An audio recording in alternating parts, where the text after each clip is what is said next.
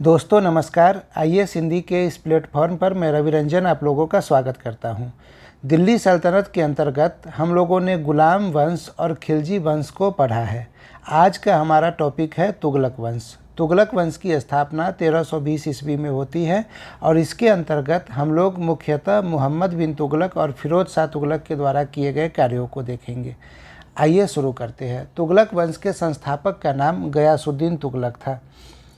गाजी मलिक इसका एक नाम था। ही गयासुद्दीन तुगलक के नाम से सुल्तान बनता है। गयासुद्दीन तुगलक के काल में दक्षिण की ओर सल्तनत का और भी अधिक विस्तार देखा गया। क्यों देखा गया? क्योंकि इस काल में जौना खान, ये जौना खान मोहम्मद बिन तुगलक है, ने 1324 तक वारंगल के राज्य को जीतकर सल्तनत का अंग बना लिया था। तो दक्षिण में विस्तार हमने देख लिया। गयासुद्दीन तुगलक का अंतिम अभियान बंगाल का अभियान था। जब वह इस अभियान से लौट रहा था तो दिल्ली के प्रवेश द्वार पर जौन खान ने उसके स्वागत के लिए एक लकड़ी का राजप्रसाद बनवाया था। उसी राजप्रसाद के अचानक गिर जाने के कारण गयासुद्दीन तुगलक की मौत हो जाती है और इसके बाद ये जौना खान जो है यानी मोहम्मद बिन तुगलक दिल्ली का सुल्तान बनता है। अब आइए मोहम्मद बिन तुगलक के बारे में देखते हैं। मोहम्मद बिन तुगलक क्या है? तो ये एक प्रतिभाशाली व्यक्तित्व था। स्वयं एक बड़ा विद्वान था, गणितज्ञ था, दर्शन शास्त्र जानता था, खगोल शास्त्र जानता था, ज्योतिष शास्त्र जानता था और सैन्य प्रशिक्षण उसे अपने पिता से मिला था, गाजी मलिक से, और इसलिए वह एक दक्ष सैनिक कमांडर भी था। तो ये इसके बारे में था कि यानी एक सुल्तान बनने के जो भी गुण होते हैं सब मोहम्मद बिन तुगलक के अंदर था। मोहम्मद बिन तुगलक के द्वारा किए गए कार्यों को देख लेते हैं। तो राजनीतिक क्षेत्र में क्या सब हुआ था? तो उसकी सोच अखिल भारतीय थी। उसने सुदूर दक्षिण तक सल्तनत के साम्राज्य का विस्तार किया। इसके द्वारा किए गए राजधानी परिवर्तन को भी उसकी अखिल भारतीय सोच से जोड़कर देखा जा सकता है। यानी कि मोहम्मद बिन तुगलक ने दिल्ली से राजधानी परिवर्तन करके दौलताबाद ले गया था। तो ये एक बात है जो ध्यान में रखना है। अभी आगे विस्तार से देखेंगे। दूसरी बात, मोहम्मद बिन तुगलक ने प्रशासनिक केंद्रीयकरण के लिए महत्वपूर्ण कदम उठाए। उसने प्रत्येक इक्ता में, अब देखिए इक्ता प्रथा आप लोगों को बहुत अच्छे से याद हो गया होगा। इक्ता प्रथा की शुरुआत किसने की थी जरा बताइएगा। इक्ता प्रथा में 2 समान स्तर के अधिकारियों की नियुक्ति शुरू की थी ताकि दोनों एक दूसरे पर रोक और संतुलन बनाकर रख सके। इतना ही नहीं, उसने भूमि माप की पद्धति का विस्तार संपूर्ण साम्राज्य में करना चाहा तथा भू राजस्व को नकद में वसूली पर बल दिया। तो आप ध्यान में रखिएगा कि भूमि माप सबसे पहले किसने शुरू किया था? भूमाप तो ये शुरू किया गया था खिलजी के द्वारा। ठीक है। इक्ता किसके द्वारा सबसे पहले शुरू किया गया था? ये शुरू किया गया था इल्तुतमिश के द्वारा। ठीक है। अब इल्तुतमिश के द्वारा जो इक्ता प्रथा शुरू की गई थी, इसमें और सुधार के लिए 2 अधिकारियों की नियुक्ति की गई ताकि रोक एवं संतुलन बनाया जा सके। ठीक है। और नकद में वो क्यों चाह रहा था? भू राजस्व, क्योंकि जब इसे नकद पैसा मिलेगा तो उससे ये एक बड़ी सेना तैयार कर सके, इसके लिए ये नकद में पैसा चाह रहा था। आगे देखते हैं। उसकी दृष्टि भारतीय उपमहाद्वीप से बाहर भी थी, अर्थात मध्य एशिया और पश्चिम एशिया की राजनीति पर भी उसकी नज़र थी। इसका सबसे बड़ा प्रमाण उसकी खुरासन योजना है। वह अंतर्राष्ट्रीय संदर्भों से जुड़ा हुआ था क्योंकि उसने बड़ी संख्या में अपने दरबार में विदेशियों का स्वागत किया था। उसने अमीर वर्ग की संरचना में परिवर्तन लाया था तथा अमीर वर्ग में हिंदुओं के साथ साथ कुछ निम्न तबकों के लोगों की नियुक्ति भी की थी। ठीक है। अमीर वर्ग को लेकर तुर्के चहलगानी सबसे पहले इल्तुतमिश के द्वारा लाया गया था। उसके बाद जब खिलजी आता है तो खिलजी के समय में भारतीय मुसलमान और हिंदुओं को भी अमीर वर्ग के अंतर्गत लाया गया था। पर यहाँ मोहम्मद बिन तुगलक के समय में जो सबसे बड़ी बात होती है वो ये है कि निम्न वर्ग के लोग भी इसमें शामिल होते हैं। ठीक है। आइए आगे देखते हैं। आर्थिक क्षेत्र में इसके द्वारा क्या क्या कार्य किया गया। तो मोहम्मद बिन तुगलक ने वैज्ञानिक खेती को प्रोत्साहन दिया। वैज्ञानिक खेती का मतलब क्या है? खेती की अदला बदली, फसलों की अदला बदली। ठीक है। अदला बदली करके जो फसल उपजाया जा रहा था उसे ही वैज्ञानिक खेती कहा गया। इसके लिए उसने फसलों की अदला बदली की पद्धति पर बल दिया और किसानों के लिए तकावी ऋण की व्यवस्था की। ये तकावी ऋण ध्यान रखिएगा किसके समय में शुरू हुआ था, तो मोहम्मद बिन तुगलक के समय में। किसके लिए? किसानों के लिए, कृषक के लिए, ठीक है। और किस प्रकार की खेती के लिए की गई थी, तो वैज्ञानिक खेती के लिए की गई थी। तो ये इतनी बात आप लोगों को ध्यान में रखना पड़ेगा, ठीक है। आगे देखते हैं। विदेशी व्यापार को प्रोत्साहन देने के लिए उसने आयात कर में कटौती की। सांकेतिक मुद्रा का प्रचलन मध्य युग में एक दुर्लभ प्रयोग था जो मोहम्मद बिन तुगलक के द्वारा किया गया। जब परीक्षा में आपसे प्रश्न पूछा जाएगा तो उस प्रश्न में आपसे डायरेक्ट भी पूछा जा सकता है कि तकावी ऋण की शुरुआत किसने की। आपसे प्रश्न ये भी पूछा जा सकता है कि मोहम्मद बिन तुगलक के संदर्भ में निम्नलिखित में से कौन सा कथन सही है या निम्नलिखित में से कौन सा कथन गलत है, और तब जो आपके ऑप्शन गढ़े जाएंगे वो ऑप्शन में ये सारे पॉइंट को दे दिया जाएगा, ठीक है। तो इस तरह से आप चीज़ों को ज़रा समझते हुए चलिए ताकि जब वहाँ पे ऑप्शन दिखे तो आपको याद आ जाए कि कहाँ क्या बातें थी। आगे देखते हैं सांस्कृतिक क्षेत्र में क्या क्या काम किया गया।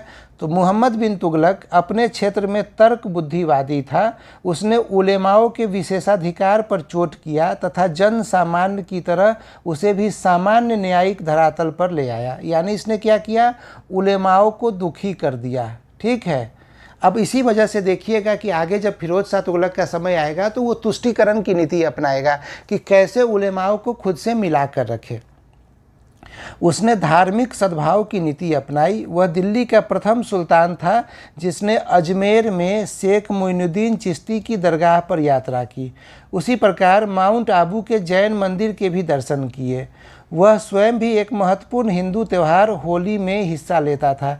ये सारे फैक्ट सवाल के रूप में पहले पूछे जा चुके हैं और आगे भी पूछे जाने की पूरी तरह से संभावना है। तो आपको याद रखना पड़ेगा कि होली में मोहम्मद बिन तुगलक हिस्सा लेता था, जैन मंदिर में गया था माउंट आबू, और अजमेर गया था शेख मोइनुद्दीन चिश्ती के दरगाह पे। आइए अब अगले पॉइंट को देखते हैं। अब मोहम्मद बिन तुगलक की कुछ योजनाएं थी, उन योजनाओं को हमें देखना है। इसमें सबसे पहला योजना है द्वाब में करारोपण, ठीक है। इसका उद्देश्य क्या था, राजकीय आमदनी को बढ़ाना, और इसके अंतर्गत कर को बढ़ा के 50% कर दिया गया। देखिए, भू राजस्व की दर को बढ़ाकर कुल उत्पादन का 50% कर दिया गया। ये विफल हो गया, यह नीति विफल रहा। इसके पीछे क्या कारण था, तो एक तो भू राजस्व बढ़ने पे किसानों ने विद्रोह कर दिया। दूसरा कारण क्या था कि इस समय अकाल आ गया, और जब फसल हो ही नहीं पाया तो कोई भू राजस्व कहाँ से दे पाएगा। तो इस कारण से ये जो नई योजना आई थी वो योजना असफल रही। आगे देखते हैं। देखिए, विद्रोह के कारण में क्या क्या है। अकाल की स्थिति जो मैंने बता दिया। इसके अलावा क्या था, भू राजस्व के आंकलन में गलत तरीका अपनाया गया था।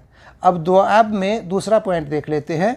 दोआब में प्रगतिशील खेती, दोआब में प्रगतिशील खेती वही वैज्ञानिक खेती की बात हो रही है। उपज में वृद्धि लाना ताकि राजकीय आमदनी में वृद्धि हो, ये जो है प्रगतिशील खेती का उद्देश्य था, ठीक है। आगे देखते हैं।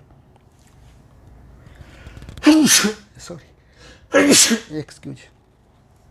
इसके अंतर्गत क्या किया गया था, वैज्ञानिक खेती के अंतर्गत लगभग 60 वर्ग मील के क्षेत्र में प्रगतिशील खेती यानी वैज्ञानिक खेती को प्रोत्साहन दिया गया। उपज में वृद्धि के लिए फसलों की अदला बदली पर बल दिया गया, और किसान इस तरह के फसल को उपजाए और उन्हें किसी प्रकार के पैसे की कमी न हो, इसके लिए तकावी ऋण को भी लाया गया, ठीक है। ये सारी बातें हमने पहले कर रखी है।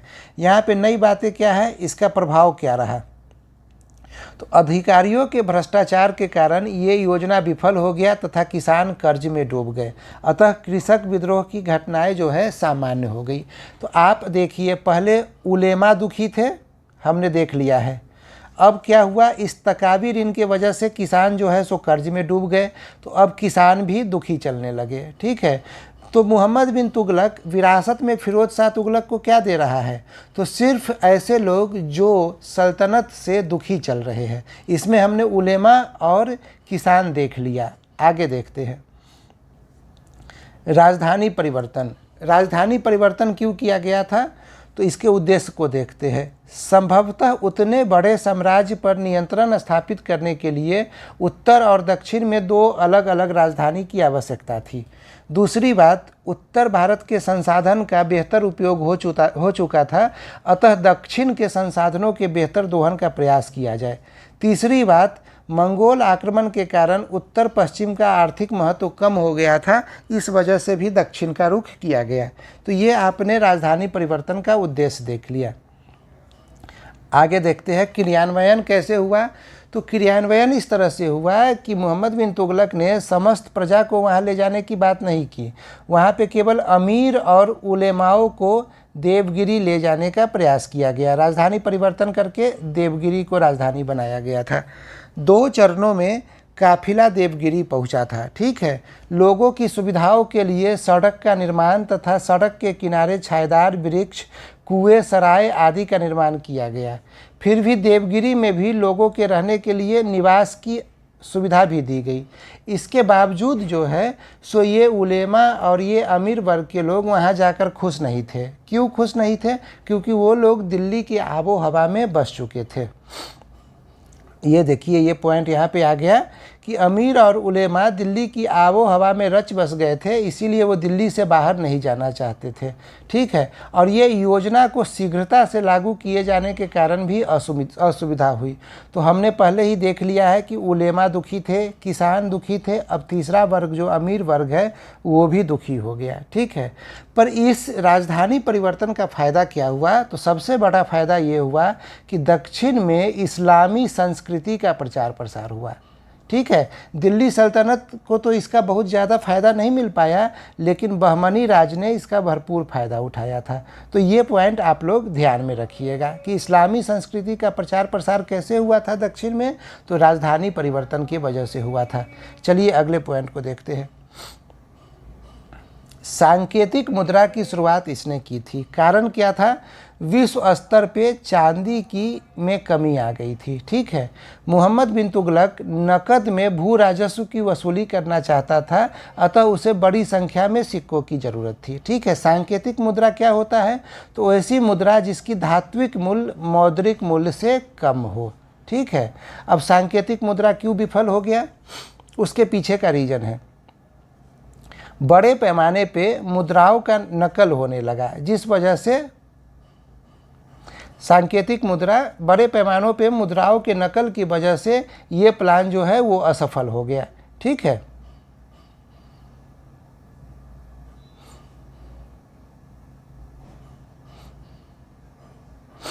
यहाँ देखते हैं, चीन तथा ईरान के शासकों की तरह मुद्रा पहचानने की विशिष्ट विधि का विकास नहीं किया जा सका था मोहम्मद बिन तुगलक के द्वारा, और इस कारण से यहाँ पे मुद्राओं का बड़े पैमाने पे नकल होने लगा।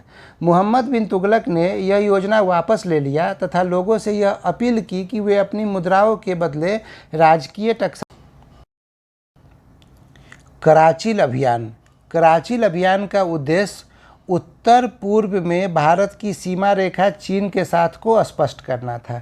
क्रियान्वयन कैसे हुआ? तो कराचिल के अभियान को जीतने के लिए खुसरो मलिक के अधीन ये जीतने इस तरह से है। 10,000 सैनिकों का एक दस्ता भेजा गया। प्रभाव क्या हुआ? खुसरो मलिक के रणनीतिक भूल के कारण लगभग पूरी सेना नष्ट हो गई। एक ही अच्छी बात हुई कि कराचिल पर कब्जा कर लिया गया। ठीक है, आगे देखते हैं। फिरोज शाह तुगलक। मोहम्मद बिन तुगलक की बात हमने देख लिया, अब फिरोज शाह तुगलक के नीतियों एवं कार्य को देख लेते हैं। तो फिरोज शाह तुगलक को मोहम्मद बिन तुगलक से जो कटा छटा साम्राज्य मिला था, उसने उस साम्राज्य को स्वीकार कर लिया। उसने इसके प्रसार के लिए कोई कदम नहीं उठाया। वह एक सफल सैनिक जनरल नहीं था, यानी साम्राज्य विस्तार की नीति फिरोज शाह तुगलक ने नहीं अपनाई। उसने अपने शासनकाल में सीमित अभियान किए। सीमित अभियान में क्या था? 2 अभियान उसने बंगाल के विरुद्ध किया, एक अभियान सिंध के विरुद्ध तथा एक कांगड़ा में नागरकोट के विरुद्ध। ये सारे के सारे अभियान जो है वो असफल रहे। ठीक है, आगे देखते हैं। उसने तुष्टीकरण की नीति अपनाई। हमने देखा था कि अमीर वर्ग, उलेमा और किसान वर्ग सब असंतुष्ट थे, तो अमीर वर्ग एवं सैनिकों को विरासत में विक्षुब्ध अमीर वर्ग, उलेमा वर्ग एवं कृषक मिले थे। ये अमीर वर्ग नहीं है, ये फिरोज शाह तुगलक की बात हो रही है। ठीक है, तो फिरोज शाह तुगलक ने उन्हें संतुष्ट करने के लिए अलग अलग प्रकार की नीति अपनाई। अमीर वर्ग एवं सैनिकों को संतुष्ट करने के लिए उसने उनके पदों को वंशानुगत बना दिया। ठीक है, उलेमा वर्ग को अपने पक्ष पर में करने के लिए उसने कट्टर धार्मिक नीति अपनाई। ठीक है, ये बातें हो गई।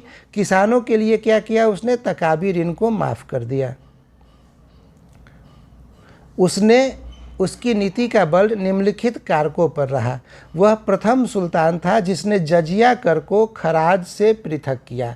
ठीक है, ये बात आप लोग ध्यान में रखिएगा कि खराज क्या था, तो ये तो लगान लिया जाता था, और जजिया कर क्या था? ये हिंदुओं पे लगने वाला धार्मिक कर था।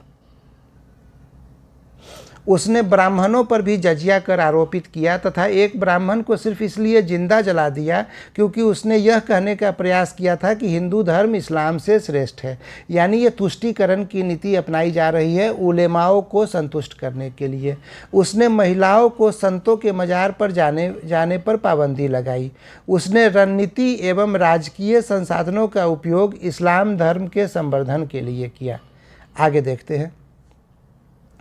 फिरोज शाह तुगलक के आर्थिक एवं वित्तीय सुधार। फिरोज शाह तुगलक ने संपूर्ण साम्राज्य में राजस्व का आकलन करवाया तथा भू राजस्व की राशि 6,85,00,000 रुपया निर्धारित करवाई। उसने सिंचाई के विकास के लिए कदम उठाया। ठीक है, उसके विषय में यह कहा जाता है कि उसने यमुना नदी पर 2 नहर, सतलज नदी पर 1 नहर, काली सिंध नदी से 1 नहर तथा घग्गर नदी से 1 नहर निकलवाए। ठीक है, ये 5 प्रमुख नहर उसने निकलवाए थे बड़े बड़े। फिर बड़े नहरों के अतिरिक्त उसने छोटे नहरों का निर्माण करवाया। साथ ही 150 कुएं का निर्माण कराने का श्रेय भी दिया जाता है।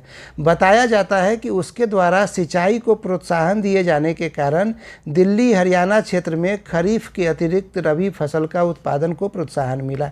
ये ध्यान में रखिएगा। और ये जो सिंचाई की सुविधाएं दी जा रही थी, इसके लिए सिंचाई पर टैक्स भी लिया जाता था। वो 1.10% था, जिसे क्या कहा गया? सिंचाई कर, या इसे एक और नाम से जाना जाता है हक ए सब्र।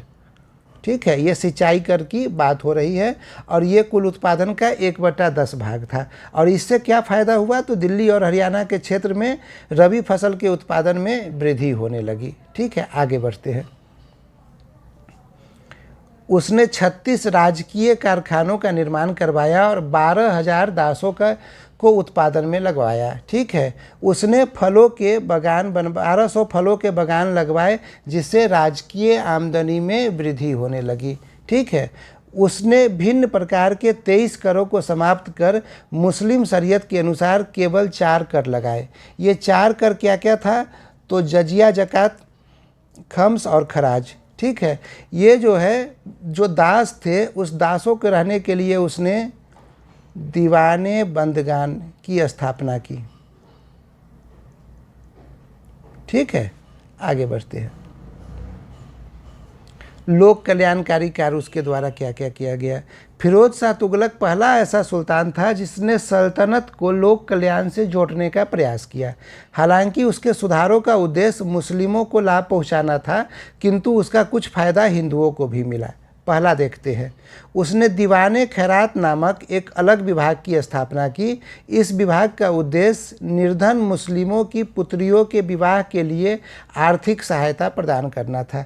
ये सारे पॉइंट बहुत ही इम्पोर्टेंट है, इसे आप लोग ज़रूर पढ़िएगा। ये पीपीटी मैं ग्रुप में शेयर कर दूंगा ताकि आप लोग वहाँ से इसे देख सकें। उसने मुस्लिम युवकों में रोजगार का प्रोत्साहन देने के लिए रोजगार ब्यूरो का गठन किया। आगे देखते हैं। उसने वृद्ध मुसलमानों के लिए वृद्धा पेंशन की व्यवस्था की। उसने लोगों की चिकित्सा की सुविधा के लिए राजकीय अस्पताल, जिसे क्या बोला गया? दारुल सफ़ा, ठीक है, की स्थापना की। साथ ही प्रांतीय अधिकारियों को भी आदेश भेजा कि वे भी इस प्रकार की अस्पतालों की स्थापना करें। तो ये सारे कार्य किए गए। सांस्कृतिक कार्य क्या क्या हुआ था? तो फिरोज शाह तुगलक को अनेक स्कूल को क्या बोलते थे? मकतब, मदरसा, मस्जिद आदि के निर्माण का श्रेय दिया जाता है। ठीक है, उसने जौनपुर, फिरोजाबाद, हिसार, फिरोज शाह कोटला आदि नगरों की स्थापना करवाया था। बताया जाता है कि नागरकोट अभियान से लौटने के बाद उसने वहां से लाए गए संगीत पर 300 संस्कृत ग्रंथों का फारसी में अनुवाद करवाया था। जौनपुर का स्थापना उसने मोहम्मद बिन तुगलक के याद में, जौना खान की याद में करवाया था। आगे देखते हैं। फिरोज शाह तुगलक ने अपनी आत्मकथा लिखी जो फतुहाते फिरोज शाही के नाम से जानी जाती है। फिर वह विद्वानों का महान संरक्षक था। उसके दरबार में बरनी और अफीफ के अलग अलग तारीख़ फिरोज शाही की रचना की गई थी। इसके बारे में हमने पहले क्लास में ही चर्चा कर रखा है, तो ये आप लोग ज़रा देखते रहिएगा। इस प्रकार से हमने फिरोज शाह तुगलक के बारे में देख लिया। फिरोज शाह तुगलक के बाद जो अंतिम शासक होता है उसका नाम है नसीरुद्दीन महमूद तुगलक। मंगोलों ने इसी के समय आक्रमण किया था। तैमूर लंग का आक्रमण जो है 1398 ईस्वी में नसरुद्दीन तुगलक के समय में ही हुआ था। ये अंतिम शासक था। इसके बाद सैयद वंश की स्थापना होती है। अगले वीडियो में जब हम लोग मिलेंगे तो सैयद वंश और लोदी वंश के बारे में चर्चा करेंगे। धन्यवाद।